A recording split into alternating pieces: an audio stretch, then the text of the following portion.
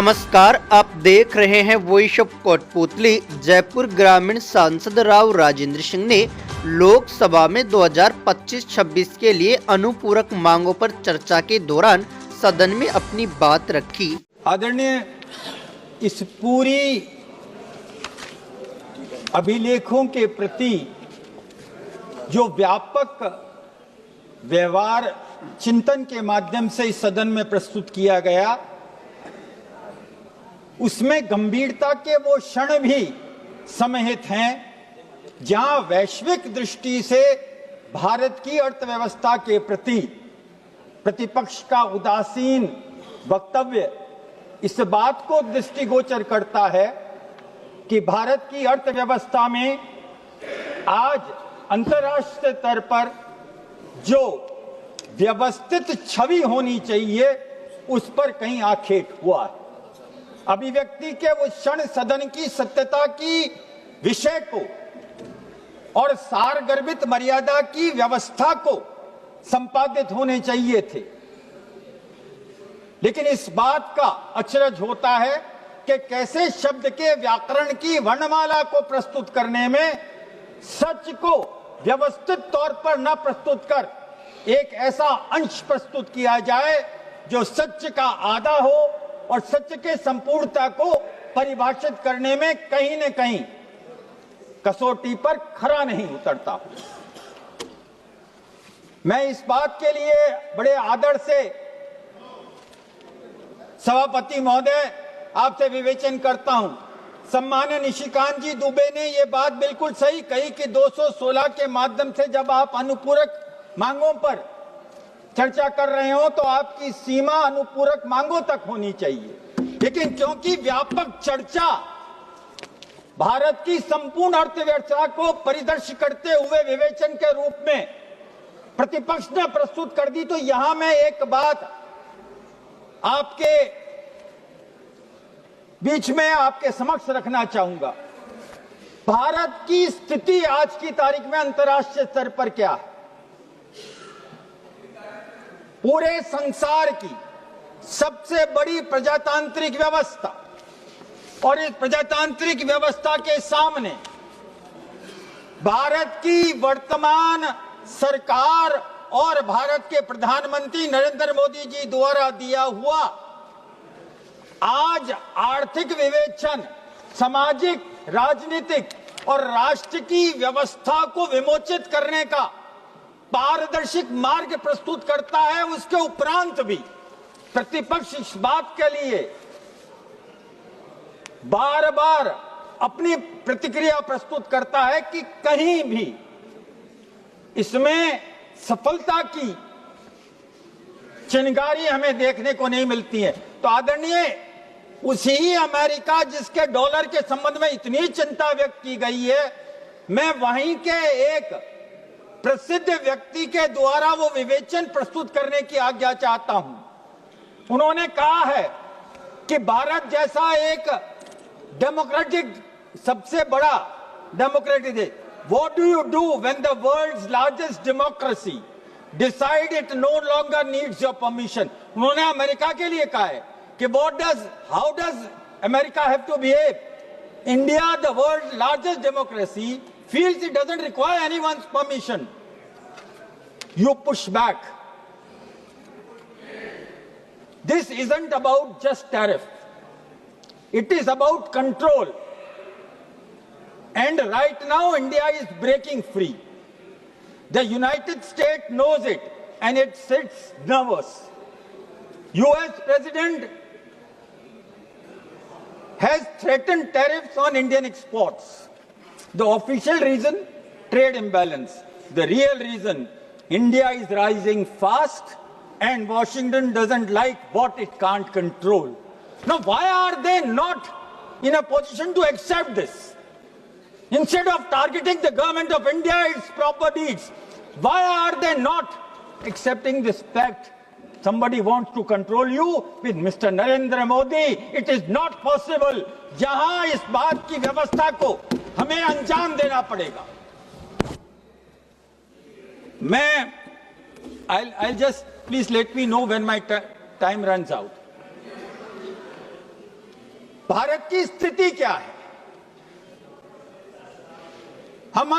हम अपने ही शास्त्र उचित चरित्र की मर्यादा में जब वैश्विक व्यवस्था का परिलेख देखने की कोशिश करते हैं तो भारत की स्थिति आपको ठीक वैसी नजर आती है जो महाभारत के समय श्री कृष्ण ने अपनी मैत्रिक संधि के माध्यम से कुरु के राष्ट्र को एक मैत्रिक रूप में एक विवेचना प्रस्तुत करी थी। अगर जब अहंकार परिस्थिति के परिदृश्य में सर्वोपरि हो जाता है तो विनाश की शुरुआत होती है। इस महाबली राष्ट्र जिसको आप अमेरिका के नाम पर उसकी डॉलर की इतनी ज्यादा चिंता कर रहे हैं, जब अहंकार के अंगारे से वो अपने बात को राष्ट्र में और संसार में प्रस्तुत करना चाहता है तो भारत के शास्त्रीय उचित मर्यादा और चरित्र इस बात का आगाज करता है कि प्रतिरोध होना चाहिए, सदन में भी होना चाहिए और संसार के पटल पे भी होना चाहिए। मैं अभी आ जाऊंगा सर, मैं आपके बजट की अभिलेखा तक आ जाऊंगा और सूक्ष्म बिंदु तक आ जाऊंगा।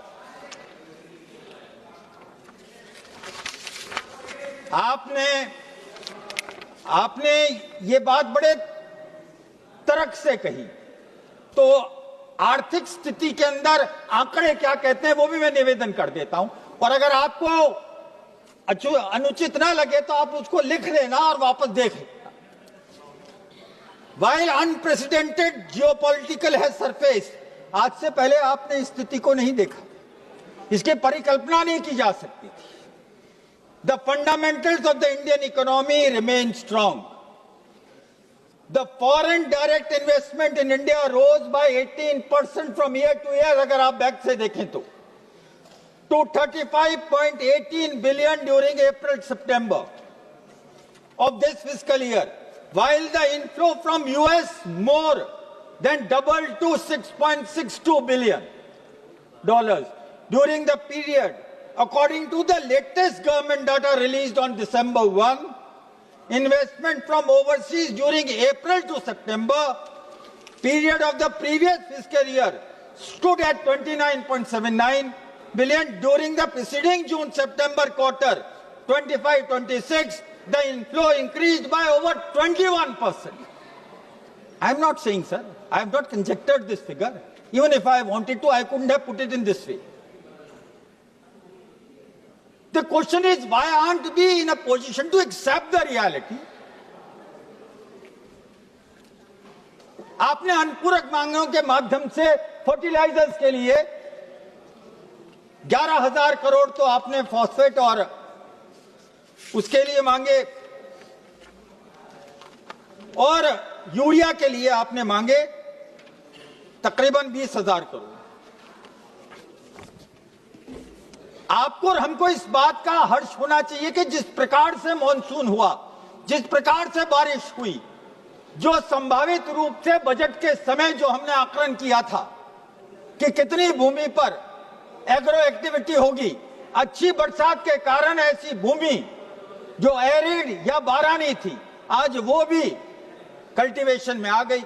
जब कल्टीवेशन में आ गई तो आपको यूरिया, फॉस्फोरस, एनपीके, डीएपी सबकी आवश्यकता पड़ी, और उसके अगर लिए आपने अनुपूरक मांगों के माध्यम से सप्लीमेंट्री ग्रांट मांगी, तो इसमें कोई चिंता का विषय नहीं है। चिंता का विषय यह होना चाहिए कि जब बजट आया था 50.62 लाख करोड़ के बजट के बाद अगर आप अनुपूरक मांग लेके आ रहे हैं तो क्या फिस्कल डेफिसिट पे, क्या रेवेन्यू डेफिसिट पर इस पर असर पड़ेगा, और जो वो आपने किया था क्या आप उससे बाहर चले जाएंगे, वो टारगेट पूरा नहीं होगा। तो मैं आदरणीय आज आपसे निवेदन करता हूं 1.9 से 1.5% रेवेन्यू डेफिसिट का टारगेट हमारा है और हम इस टारगेट पे रहेंगे, और हमने फिस्कल डेफिसिट 4.8 से 4.4 करने का जो वादा किया है, मुझे पूरा विश्वास है इस वित्त वर्ष के अंत तक हम इस टारगेट के भीतर रहेंगे, अपने डिसिप्लिन को नहीं तोड़ेंगे। मैं आज वित्त मंत्री जी आपसे इतना सा निवेदन करना चाहता हूं आपका तकरीबन 2 लाख करोड़ के ऊपर का जो व्यय है वो फर्टिलाइजर्स पे। प्रधानमंत्री जी भी इस बात को कह चुके हैं, कृषि मंत्री जी भी इस बात को स्वीकार, हमें अपने एग्रीकल्चरल पैटर्न को डाइवर्ट करना पड़ेगा। अगर आप नेचुरल खेती की तरफ जाते हैं, अगर आप ऑर्गेनिक खेती की तरफ जाते हैं, तो एक सबसे चीज जो अभी कहीं ना कहीं इस परिदृश्य में नहीं आ रही कि जिस काश्तकार को या जिस कृषक को या जिस अन्नदाता को अपने प्रोडक्शन में जो कमी आएगी उसकी पूर्ति आप कैसे करेंगे। साइंटिफिक तरीके से ये बात Indian council of agriculture research ने ये बात कही है कि अगर आप ऑर्गेनिक खेती की प्रति तरफ जाते हैं या परंपरागत खेती की तरफ जाते हैं या नेचुरल, तो आपका जो प्रोड्यूस आता है उसको सामान्य बाजार भाव से कुछ ज्यादा पैसे मिलते हैं। लेकिन यहां एक बात को और देखना है सर, हमारे भारत मूल की ऐसी कंपनियां हैं जो एग्रीकल्चर एक्टिविटी को, कार्बन फुटप्रिंट को कम करने के लिए प्रोत्साहित कर रही है। एक कंपनी ने सिंगापुर से 6.32 मिलियन मैट्रिक टन का एग्रीमेंट किया है अफ्रीकन कॉन्टिनेंट की कृषकों के अपनी कृषि की व्यवस्था से और उस खेती के माध्यम से कार्बन उत्सर्जन को कम करके उसको ट्रेड करके उनको उसका लाभ पहुंचाए। इस प्रकार की अगर व्यवस्था NITI Aayog, agricultural department, finance department और इसके साथ एनवायरनमेंट डिपार्टमेंट है, आप अगर भारत के अन्नदाता को यह बात सुनिश्चित कर दें कि उसके पैदा के अलावा जो कुछ भी वो इस प्रकार की गतिविधियों में जहां प्रदूषण की कमी हो सकती हो, आपको वित्तीय व्यवस्था मिलेगी। मुझे 5 मिनट का आप समय दीजिएगा, मैं इसको कंक्लूड कर दूंगा। तो कम से कम ये बात होगी। और मैं राजस्थान के संबंध में एक निवेदन करने जाता हूं। हमारे पास में भूमिगत पानी नहीं है, हमारे पास में नदी से पानी आता है, जहां कैनाल है वहां कैनाल से आता है, कैनाल का पानी प्रदूषित हो रहा है। हम ये मानते हैं कि राजस्थान में जिस प्रकार से राम सेतु के माध्यम से आप नेशनल प्रोजेक्ट ला रहे हैं या आप यमुना वाला ला रहे हैं, ये अगर सारे आएंगे तो हमारी अर्थव्यवस्था को इसमें लाभ मिलेगा। मैं एक निवेदन और करना चाहता हूं आदरणीय, आपने पेट्रोलियम के लिए यहां पैसे मांगे, मैं अगर स्टैटिस्टिक्स में जाऊं तो बात दोहराऊंगा, लेकिन मैं एक निवेदन वित्त मंत्री जी आपसे करना चाहता हूं। Rajasthan, give me 2 minutes sir, I mean I am just running out of time, I know I haven't been able to cover everything। मैं सिर्फ इतना सा निवेदन करना चाहता हूं, राजस्थान जैसे और भी कई प्रदेश हैं, आसाम है, आपके बॉम्बे हाई पर है, जहां तेल निकलता है, ऑयल निकलता है। 2010 में पहली बार, आखिरी बार 2004 में आखिरी बार रॉयल्टी पर बात हुई थी। सर अगर आज डॉलर की कीमत बढ़ गई है तो डॉलर की कीमत बढ़ गई है, इन राज्यों को अपना जो रॉयल्टी मिलता है डॉलर की तुलना में मिलता है, लेकिन रॉयल्टी पिछले 15 बरस में दोबारा रिविजिट नहीं की गई है। अगर हम प्रोडक्शन से इतना पैसा आपको दे रहे हैं तो आपके फॉरेन एक्सचेंज में उतनी ही कमी आती है। अगर हम इंडिजीनियस इस चीज को दे रहे हैं तो एक राज्य के नाते मैं आपसे निवेदन करना चाहता हूं कि राज्य की रॉयल्टी को आप कम से कम दोबारा इस पे करिए, और क्यों ना हम इसको दोबारा इसका अवलोकन करें। मैं इतना सा निवेदन और करना चाहता हूं क्योंकि आपने मुझे बार बार ये निवेदन, आपने ये बार बार घंटी बजा दी। मैं इतना सा ही निवेदन करना चाहता हूं, आदरणीय अनुपूरक मांगों से भारत की अर्थव्यवस्था की व्यवस्थित स्थिति में कहीं कोई दुष्परिणाम नहीं आएगा, दुष्प्रभाव नहीं पड़ेगा, और भारत अपने आप खड़ा होकर इस विश्व की आर्थिक शक्ति के रूप में भी अपना नाम करेगा। अगर अभी तक आपने चैनल को सब्सक्राइब नहीं किया है तो चैनल को लाइक, शेयर व सब्सक्राइब अवश्य करें।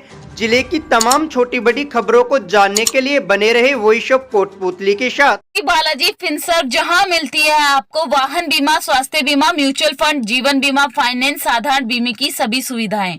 कार्यालय बानसूर महाविद्यालय के पास, बाईपास रोड बानसूर। मुख्य कार्यालय लाल कोठी कोटपुतली। अधिक जानकारी के लिए संपर्क करें 8302367656।